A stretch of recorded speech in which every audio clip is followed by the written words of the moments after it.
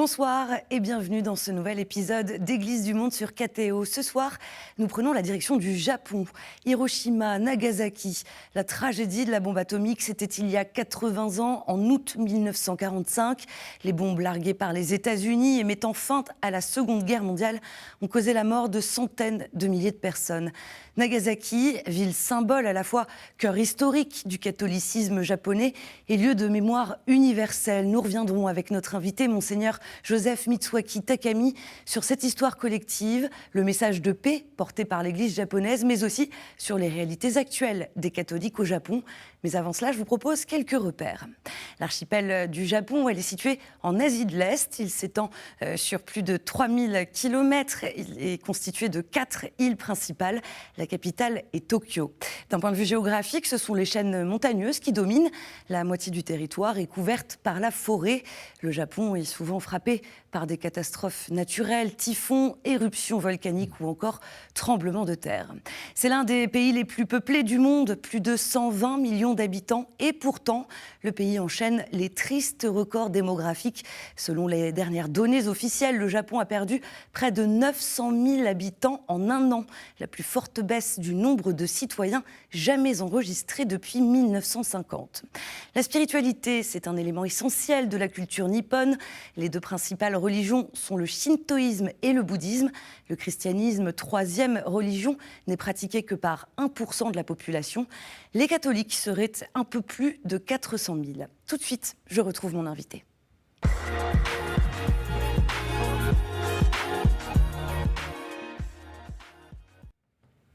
Monseigneur Joseph Mitsuaki Takami, bonsoir. Bonsoir. Merci d'être avec nous sur le plateau d'Église du Monde. Alors, pour faire un petit peu connaissance, vous êtes l'archevêque émérite de Nagasaki, dont vous avez été l'archevêque pendant 20 ans, depuis 2002. Et puis, vous étiez également le président de la conférence épiscopale japonaise. Alors, Monseigneur, une question un peu personnelle pour commencer. Vous êtes né 7 mois après que la bombe atomique a été lâchée sur Nagasaki. Vous avez perdu des membres de votre famille. Comment cette mémoire, qui est à la fois très intime, mais aussi collective, a-t-elle façonné votre foi et votre vocation ? Non, je suis né l'année suivante, au mois de mars. En mars 1946. Oui, j'avais peut-être 3 mois dans le sein de ma mère.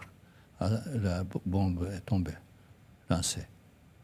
Et ouais. Ensuite, oui, j'ai une vocation, donc sacerdotale en tout cas.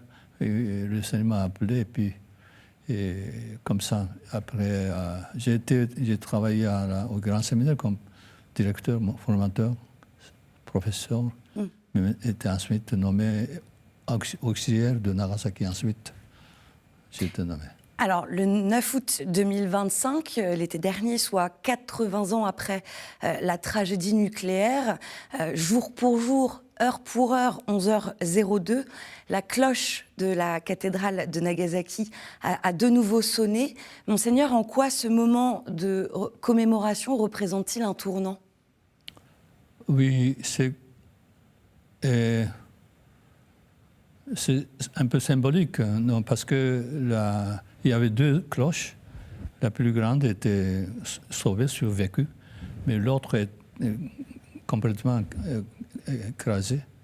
Et alors, c'est surtout les Américains catholiques américains, qui l'ont donné et qui l'ont restauré et donné à Urakami. Alors, c'est un symbole de restauration, de réconciliation, etc. Les diocèses de Nagasaki et d'Hiroshima qui se sont associés, vous parliez des Américains, qui sont associés à des diocèses américains pour plaider ensemble pour un monde sans armes nucléaires. Et vous-même, Monseigneur, vous êtes un fervent défenseur du désarmement nucléaire. Oui, oui. C'est un combat que vous menez. Mais oui, c'est surtout l'archevêque de New Mexico, Nouvel-Mexico, qui a pris l'initiative de créer un partnership entre 4 diocèses. Et vous, dans ce combat et dans le contexte aujourd'hui international que l'on connaît, selon vous, est-ce qu'on peut vraiment désarmer totalement? Bon, ça c'est presque impossible peut-être, mais on doit insister et faire appel, toujours insister pour le désarmement nucléaire complet. C'est ce que disait d'ailleurs le pape Léon XIV dans une lettre qu'il a adressée cet été. Oui. Il parle d'une véritable paix qui exige le courage de déposer les armes. Oui, c'est tout à fait. Ça demande du courage, Oui. la paix? La paix. Il faut... les armes nucléaires ne sont pas nécessaires. Plutôt, ça n'apporte que du mal, de destruction. C'est encore une histoire qui est très marquée au sein de la population japonaise, on imagine. Je pense, oui. Mais maintenant, de plus en plus, et moins en moins, les survivants de la bombe. Alors, et puis, plus en plus, les jeunes japonais ne connaissent plus, surtout, sauf Hiroshima et Nagasaki. Et la plupart des jeunes, et des gens aussi, des jeunes et gens, ne connaissent plus. C'est-à-dire que... Parce qu'il y a de moins en moins de survivants de la bombe. Et donc moins de mémoire, on fait moins mémoire. Voilà. Oui, mais on essaie de toujours, surtout à Hiroshima et Nagasaki, on essaie toujours de continuer conserver ou garder la mémoire importante, non? Mémoire vivante. Et c'est pour ça que les médias prennent beaucoup de vidéos, d'entretiens des survivants, etc. Pour conserver les témoignages. Et puis, heureusement, il y a des jeunes, beaucoup de jeunes de Nagasaki et de Hiroshima qui veulent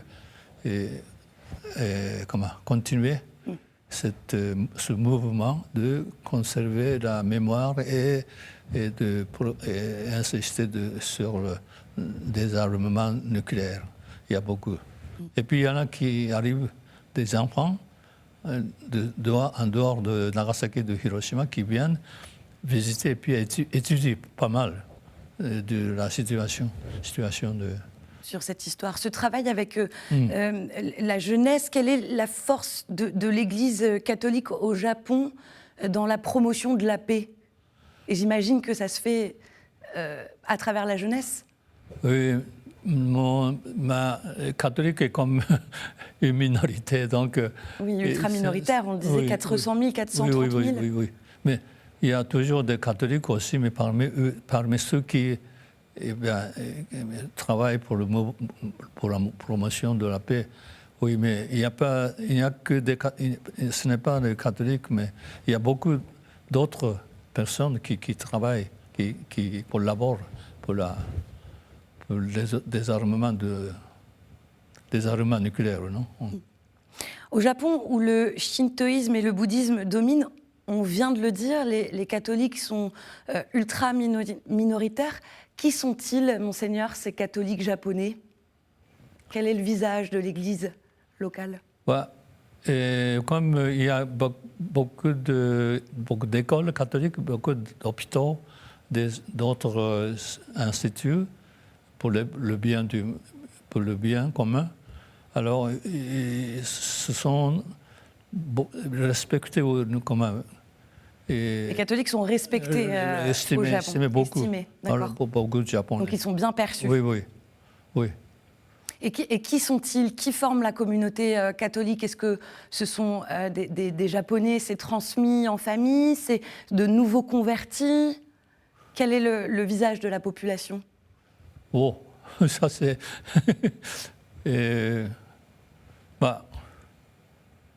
Puisqu'il y a une longue histoire quand même du christianisme au Japon, donc. Oui. Mais dans les grandes villes comme Tokyo, à Osaka, il y a des conversions, mais des adultes se convertissent, mais souvent une seule personne dans la famille non chrétienne. Alors, un peu, ça disparaît un peu, disparaissent. Le nombre des convertis diminue. Mais à Nagasaki, il y a des familles catholiques, c'est toujours depuis des années, depuis des centaines d'années. Des centaines d'années, bien oui, sûr. alors, ça c'est... À Nagasaki, même si c'est une petite communauté, comme l'histoire est longue, et il y a beaucoup d'histoires, en tout cas, de chrétiens cachés, etc. Alors, la figure de l'Église catholique, surtout à Nagasaki, donne beaucoup d'impressions, bonnes impressions aussi aux gens. Vous parliez des chrétiens cachés, Monseigneur. Est-ce que vous pouvez nous expliquer qui sont-ils, les chrétiens cachés? Oui, et comme Tokugawa Shogun Tokugawa, le gouvernement de tout le pays Japon, Shogun Tokugawa a promulgué l'édit de l'interprovision du christianisme 1614. Depuis ce temps-là, ils sont devenus très sévères pour supprimer les chrétiens, les missionnaires bien sûr. Et alors, il y a autrefois, peut-être maintenant, autant de chrétiens catholiques que maintenant, peut-être. 400 000 quand la persécution a commencé. Au moment des persécutions. Oui. Mais de moins en moins, voilà, plus en plus de catholiques qui abandonnaient ou qui sont partis, etc. Mais seulement, c'est un peu mystérieux, mais seulement dans notre région de Nagasaki, qui sont restés comme chrétiens parce que peut-être les missionnaires qui l'ont déjà formé comme ça, mais en tout cas, à Urakami, surtout à Urakami, il y a une organisation secrète, mais bien organisée, structurée. Il y a un chef, Chokata, et ensuite il y a ceux qui sont chargés de donner, administrer le baptême, et puis il y en a d'autres qui travaillent, qui collaborent pour la communication, etc. C'est bien formé, bien structuré. C'est à cause de cela, grâce à ça, ils ont pu continuer à garder leur foi. Mais il y a d'autres endroits aussi, il y a des organisations, mais aujourd'hui, la foi, elle s'exprime librement au Japon. Bien sûr, bien sûr. On parle de persécutions qui ont duré pendant 200 ans, 250 ans, mais aujourd'hui, non. On n'a pas besoin de se cacher quand on est chrétien. Oui, mais oui. Alors, l'Église catholique au Japon, elle est aussi constituée aujourd'hui de migrants. Monseigneur, les latino-américains, par exemple. Il y a aussi des autres migrants qui viennent de pays asiatiques, les Philippines, encore plus récemment le Vietnam. Juste avant d'en parler, je vous propose de regarder un extrait d'un reportage de KTO. Il était tourné à Shibukawa, au nord de Tokyo, il y a quelques années de cela. C'est l'extrait dans une paroisse où plusieurs communautés ethniques se retrouvent.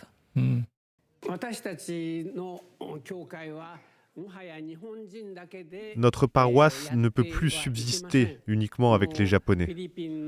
À l'avenir, de plus en plus de Philippins, Vietnamiens et d'autres étrangers vont se réunir dans cette paroisse. C'est pourquoi notre cœur doit changer. D'un cœur étroit, nous devons passer à un cœur ouvert. Et c'est un témoignage que notre foi catholique est une foi pour les hommes du monde entier. C'est en ce sens que nous sommes heureux. Ce n'est pas seulement la foi des Japonais.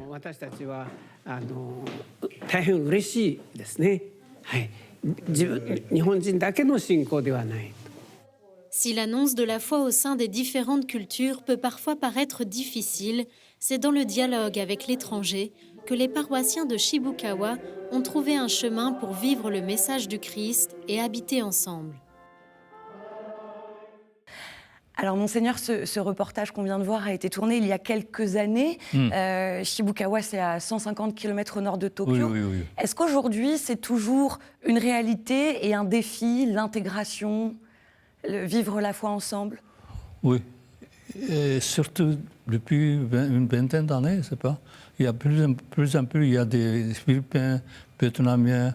Autrefois, c'était des gens d'Amérique du Sud. Mais même à Nagasaki, maintenant, il y a pas mal de Vietnamiens, des Philippins, bien sûr, ensuite. Mais ce n'est pas comme à Tokyo, dans les grandes villes. Mais il y a des gens qui ne sont pas des Japonais. Ça, c'est un nouveau phénomène. Et ça renforce la vie pastorale ou c'est un défi toujours? C'est un défi aussi, non, mais ça permet, oui, de voir un peu l'Église catholique universelle, non? Et surtout à Nagasaki, les chrétiens catholiques étaient longtemps, 250, 60 ans, ils ont été obligés de garder leur foi à l'intérieur seulement. Ils ne pouvaient pas exprimer leur foi au public, non? Alors, ils sont tellement habitués à faire fermer la foi à l'intérieur, mais ils ne savent pas comment exprimer leur foi, comment expliquer aux autres. Alors que maintenant, il y a des catholiques qui ne sont pas des Japonais du Japon, qui viennent d'arriver, qui nous rejoignent. Alors, ça nous permet un peu de voir un peu plus largement justement sur l'Église. Sur l'universalité.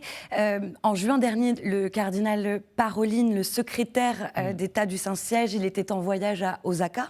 Oui. Et il a appelé les catholiques japonais à témoigner de l'unité et l'universalité de l'Église. Alors comment l'Église catholique au Japon, elle vit cette unité, cette universalité? Ah, ça c'est... ça c'est... Une grande question. Une question, oui. Mais il faut du temps peut-être, parce que, par exemple, les Philippins, Vietnamiens, ils veulent se réunir en eux-mêmes, c'est-à-dire que par eux-mêmes. Et les Japonais sont séparés, peut-être. Ça dépend des endroits. Et quels sont les aspects du mystère de la foi qui, justement, rejoignent plus facilement les catholiques japonais? Comment? Le mystère de la foi. Oui. Au-delà des missionnaires. Des missionnaires. On essaie de... Surtout que la messe dominicale, par exemple, est importante. Je pense que c'est le lieu où ils se réunissent. Et puis, souvent, on utilise les langues et différentes langues, non? Pour la lecture, tel langage, etc. Alors, ça permet de comprendre la situation réelle de l'Église. Oui. De l'Église au Japon. Alors juste avant de poursuivre, Monseigneur, on écoute le cardinal Kikuchi, c'est l'archevêque de Tokyo, l'actuel secrétaire général de la Fédération des conférences épiscopales d'Asie. Dans une interview à Vatican News, le cardinal qui parle de l'importance de l'Église en Asie. J'en ai parlé de cela, du déplacement du centre des églises occidentales vers les églises dites du Sud global. L'Asie, par exemple, est une église du Sud global. Et étant donné que l'église en Asie produit aujourd'hui tellement de vocations, les églises se développent et la spiritualité s'approfondit. Il est donc de notre devoir aujourd'hui de contribuer à l'église universelle. C'est donc maintenant le moment pour l'Asie de contribuer à la mission de l'église. Le cardinal Kikuchi vient de parler de cette église en Asie avec plus de vocation, avec une foi profonde. Sur l'église au Japon, est-ce que vous observez ça ? Une spiritualité plus profonde, mais peut-être une crise des vocations ? C'est ce que vous me disiez en préparant l'émission, moins de vocation. Oui. Peut-être les Japonais ne savent pas qui ils sont. Par exemple, je pense que les Japonais en général sont très religieux parce qu'ils ont un sens de respect, un sens de vénération de haute existence, c'est-à-dire que existence super terrestre, je ne sais pas quoi. En tout cas, grande existence. Ça, c'est... il y a quelque chose de religieux parmi une spiritualité très marquée. Très marquée, oui, parmi les Japonais. Oui. Mais en revanche, il y a moins de vocation. Oui, parce qu'il y a moins de naissances, le taux de naissance a baissé beaucoup. Le taux de fécondité. Donc, il y a très peu d'enfants. C'est une des causes principales, je pense. Oui. Le problème de natalité, voilà. qui est dû aussi à une société japonaise qui est plus sécularisée peut-être dans son ensemble. Ça aussi, oui. Sécularisation, matérialisme aussi, ça existe toujours assez fort. Et alors, Monseigneur Joseph Mitsuaki Takami, on arrive doucement vers la fin de cet entretien. Oui. Je vous propose de passer à la toute dernière partie donc, de cet entretien. Un petit questionnaire, je vous pose quelques questions et vous me répondez de manière courte. Quelle figure catholique japonaise vous inspire particulièrement, Monseigneur ? C'est peut-être le docteur Nagai, Takai. Oui, il est un converti et il a subi la bombe atomique. Et puis, il a fait appel à la paix mondiale basée sur l'amour. L'amour, bien sûr. Et un sanctuaire ou un lieu de pèlerinage dans lequel vous aimez vous ressourcer au Japon ? C'est Nishizaka de Nagasaki, où Saint Paul Miki et ses compagnons ont été martyrisés. Et puis, presque 600 martyrs ont été exécutés là. Et puis, bien sûr, il y a beaucoup d'endroits qui sont importants comme sanctuaires du martyr, mais Nishizaka était un peu très impressionné parce qu'il y a eu vraiment un martyr, un témoignage. Une histoire forte. De la foi. Alors, quelle prière connue des catholiques japonais souhaiteriez-vous nous partager, Monseigneur, pour conclure ? Oh, ça c'est connu, c'est Pater Noster. En japonais ? En japonais, oui. On vous écoute. Tenにおられる父よ、私たちの父を皆が聖とされますように、御国が来ますように、御心は天に行われる通り、地にも行われますように、私たちの日ごとの糧を今日もお与えください。私たちの罪をお許しください。私たちも人を許します。私たちを誘惑に陥らせず、悪からお救いください。アーメン。アーメン。Merci beaucoup, Monseigneur Takami, d'avoir été avec nous. Merci de votre témoignage. Je vous en prie. Merci beaucoup. Et tout de suite, on continue avec la chronique du monde.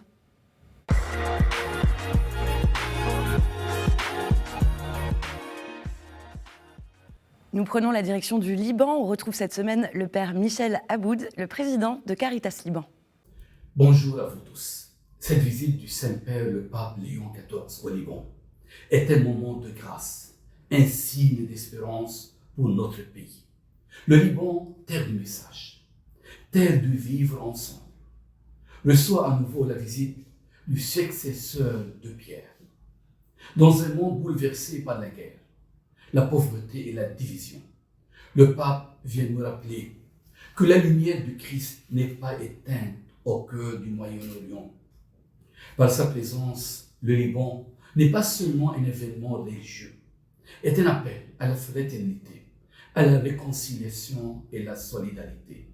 Elle invite chaque Libanais, chrétien, musulman ou non-croyant, à raviver la flamme de la dignité humaine, à dépasser les blessures du passé, à la reconstruire ensemble un avenir fondé sur la justice et la paix. Pour nous, à Caritas Liban, cette visite est un encouragement puissant. Depuis des années, nous servons les plus pauvres, les réfugiés, les malades, les enfants et les personnes âgées. Le pape vient confirmer notre mission, aimer sans frontières, servir sans condition, espérer malgré tout. Le Saint-Père vient dire à chaque famille, à chaque jeune, à chaque personne souffrante, tu n'es pas seul. Il vient porter au monde le visage d'un Liban qui croit à la beauté du don, à la coexistence de la foi vivante.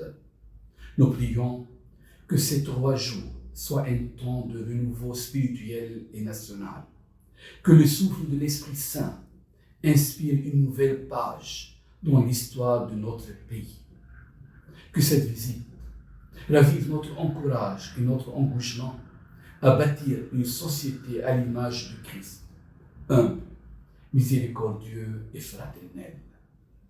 Merci Saint-Père, Léon XIV, d'avoir choisi le Liban.